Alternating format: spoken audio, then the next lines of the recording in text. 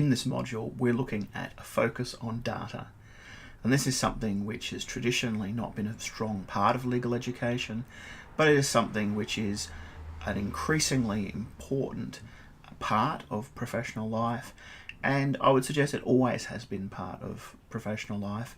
It's just something that legal education has not chosen to focus on in the past, much to the detriment of law graduates, because in pretty much every other discipline there's a lot of focus on using information, using research, using data. If you're a sociologist or a social worker or a psychologist, or in the hard sciences, you focus on these things. And in the past, as I think an oversight, law has not really equipped people to be able to make these discussions. And it makes it very hard to contribute discussions, particularly where other professionals are more data literate than we are. And of course, it's a cliche to say we're moving into an information age, or we're in an information age, and law is changing. Law is becoming more of an information profession. And what I mean by that is, in the past, lawyers dealt with information, but it was on a very small scale. Individual clients came and said, can you give me information about my rights, whatever. But the world has changed, and only the very, very wealthy or large corporations really have access to that kind of advice. So the way the legal profession is shifting is more towards a model where people are providing advice in a more general way for large numbers of people. And this may be through online legal practice, and it may be something that becomes more common even through mobile devices as well. But certainly the model that we used to assume, where someone has a legal problem, they go and see their solicitor and sort it out, is almost entirely gone now, due to the high cost of legal advice. So this is part of, I guess, being work ready for 21st century law, and not assuming that we're training students for last century's work, because that work is drying up. But new legal professions and new legal roles are evolving. So we want to stay on top of those things. You also need, I think, a framework to be able to discuss research that comes from other disciplines. So when a survey is published that says the attitudes of 75% of people are this, you need to have the data literacy to be able to say, okay, how was that survey conducted? What was the sample? What were the questions that were asked? How were they framed? And not just to go with the bottom line that people try and use all the time, which is usually very reductive. To be data literate, to be research literate, and to be able to critique in a sound way the research of others. We're also moving into a situation where, as an information society, we face the problem of too much information, and too little time to actually check the credibility or verify information. And this has led to the rise of things like fake news, and the rising disorder and sense of which you can't trust any particular information, or that people trust too much information. If it agrees with their political point of view, they go, oh, that must be true, and we saw that in the last American election, where the clickbait businesses, largely out of one town in Macedonia apparently, that's a whole different story, but the clickbait businesses found that if you put links online with advertising costs, advertising fees on them, that said, Donald Trump eats babies or Hillary Clinton eats babies, you would have thousands and thousands of people click on that, regardless of how ridiculous the claim was. And some of the ridiculous claims may have ended up being true, but let's ignore that. But these clickbait ads relied on people's lack of critical faculties, and people see this stuff. It agrees with what I think. I don't like this person, or better click on that and find out.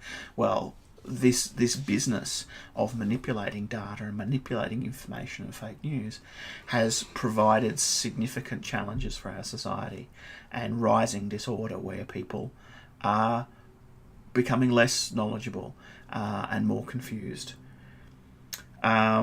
Okay, so data literacy, it's important to be a citizen in the new world. It's important to be a professional in the new world.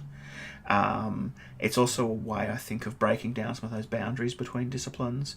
Whereas in the past, a psychologist would conduct a survey and say, these are my results, trust me, I'm a psychologist, I'm an expert. We are more interested in being able to understand, not so much the technical part of that work, but to want to understand the methodology so we can form an opinion on their conclusions. Even if we accept their data for what it is, we have to be able to understand the method so we can say, well, your conclusion is this, does that match the information that you found? Some of the key concepts here are around data literacy are really well explored in an online lecture series called Calling Bullshit in the Age of Big Data. It's mentioned in the study guide. There's a lot in there, and I would really recommend, if you really have your head screwed on right about being a professional, that you make sure you watch all of those. Not straight away, because there's quite a lot of it, but make the time to watch that entire lecture series. It's very, very good. It's very, very straightforward and easy to understand, but it also raises all those issues that we really don't have time in 1 week in legal research to go through. So I definitely recommend that. Make some time. It doesn't have to be in term, maybe during term break. Put it on your YouTube playlist and work through that series, because it's very, very useful in helping to understand not only the way in which we should be using data, but the ways in which data is being distorted. All right, our reading this week is Wing-Hong Chui's Qualitative Legal Research. It's a very interesting article because it's not something we tend to think about in the legal field. Most of our legal research is, as we've explored earlier in this course, doctrinal legal research. But there's a whole lot of interesting work to be done in qualitative research, in interviews, in ethnography, in actually understanding how people make meaning out of law. And I think understanding the quantitative information, 75% of people break this law. It's much more interesting to find out, well, why? Why do 75% of people? How do people understand that law? And to actually dig deeper into those issues. So that article is really a companion piece to last week's reading, which talked more about use of quantitative data and how yet that ties to theoretical research. This week, I think we are trying to open your eyes as to some of the possibilities that aren't very common in the legal education field, but are becoming more and more common all the while.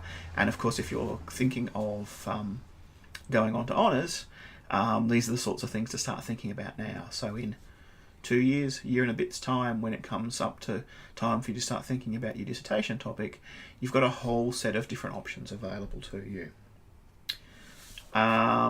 All right. The last point I think I would probably make about data literacy is that I recommend criminology, looking at criminology, formally or informally, as a discipline that runs parallel to law and provides interesting insights into the way in which law works. So criminology, of course, is based on criminal law, and not all of us are going to end up being interested in or working around criminal law, but I think criminology provides an interesting template that we can use for any area of regulation. It's just been focused on criminal law because that's where the interests in criminality have been for so long. But equally, you could look at broader ideas about regulatory behaviour and regulatory compliance in any field and use that. So I personally did a master's in criminology when I finished my law degree. I'm not convinced personally that a master's is a great idea, but I thought it was actually very useful for me to get exposed to some of those ideas and concepts. So I wouldn't necessarily recommend you go out and formally do another degree of any kind in criminology, but if you have opportunities to see or follow up on criminology and criminology theory, it can give you a different way of thinking around ideas that law necessarily does. All right, so on to the other parts of this week's work. The navigating guide, part of the study guide, talks about how to use publications from other disciplines, how to access them, how to evaluate them, how to think about them.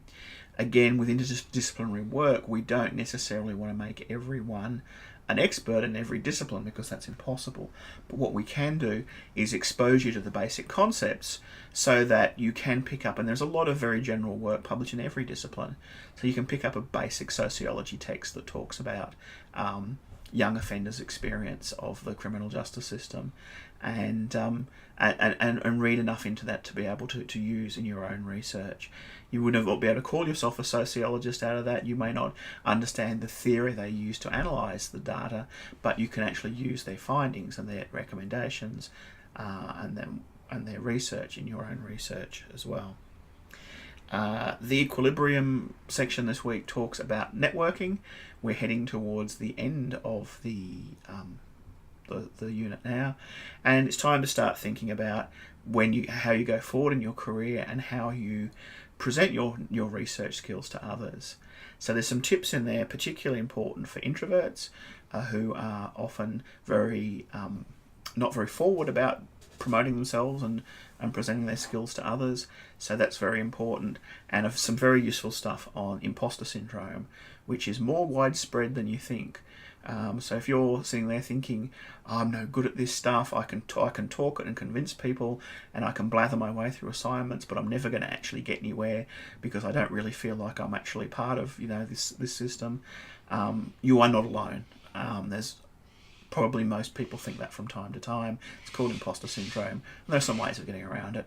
If you never think that, you're probably a sociopath.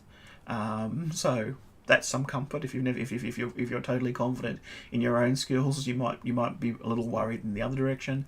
But if you are feeling under that sort of anxiety about how can I ever speak legitimately as a lawyer and be taken seriously as a lawyer, have a look at that stuff on imposter syndrome, because it affects a lot of people, and a lot of people who you think are very confident, who present really strongly, and they might be a judge, or they might be a senior academic, and they're very knowledgeable and have a lot of expertise, might be all the time thinking, I don't belong here. These people are going to see through me and that I'm a fake. So interesting stuff there, and I think a lot of the anxiety that people suffer and depression people suffer in law might get back to this sense of imposter syndrome. All right, and the last thing to talk about is the workshop this week, where we look at data and how you present and visualize data, very basically. And you take a particular data set, and it might just be something easy like a table or a graph, and think about the way in which that data is presented and what it says. So there are plenty of examples of this in the report of the issues paper itself that you can draw on. And I think watching some of the early videos in the Calling Bullshit in the Age of Big Data series will probably help you thinking about those issues as well. But it's about how, when you've got a block of numbers, how do you present them in a way that communicates your point well, that is persuasive, but is ethical as well. And that's another big issue that comes up, is how can we make sure that we don't distort information in order to be persuasive. And that also ties back to our legal ethics as well. And our legal codes of ethics have things to say about the way in which we relate to truth, which are not just in the way in which we say might present ourselves in court or might present ourselves in correspondence with someone else, but it's also about the way in which we present data and information to others. So some interesting things to be getting on there, and I think it's an area that's it's one that's increasingly important, and it's a shame that we can only spend 1 week really looking at data, but hopefully this will pique your interest, and for those of you who go on to honours, it will be the beginning of something quite worthwhile.